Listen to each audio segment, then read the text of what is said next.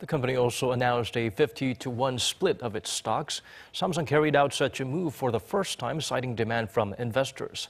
Kwon Jang-ho gets us up to speed with the attention-grabbing development in the tech realm. In a surprise move, Samsung Electronics announced a massive stock split for the first time in the company's history. In a press release on Wednesday, the tech giant said it has approved a 50-to-1 stock split after it had received numerous requests for the stock split based on views that a high share price was a hindrance to potential investors. Samsung said its board of directors believe the stock split will make the investing in Samsung Electronics more accessible and provide dividends to a wider range of investors. The company added that it also expects to add both liquidity and marketability to Samsung's stock, which may contribute to enhancing corporate value in the long term. Upon the announcement, the company's shares jumped as high as 8% before dropping to 0.2% when trade closed, although it did end up outperforming the rest of the main bourse Kospi, which dropped by almost 1.3%.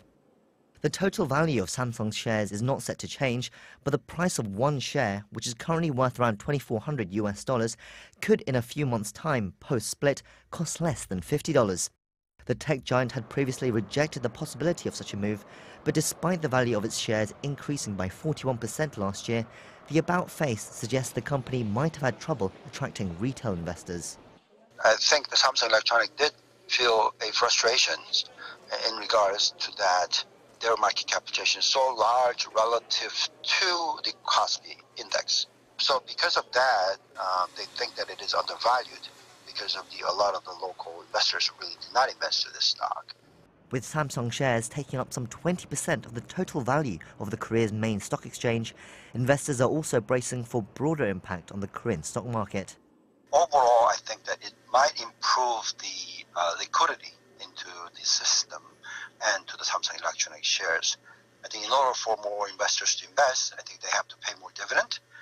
If there is more payout ratio happening, then the Korean equity market as well as Samsung Electronics should do much better in the future.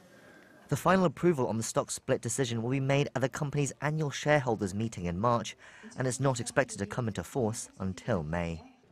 Kwon Jang-ho, Arirang News.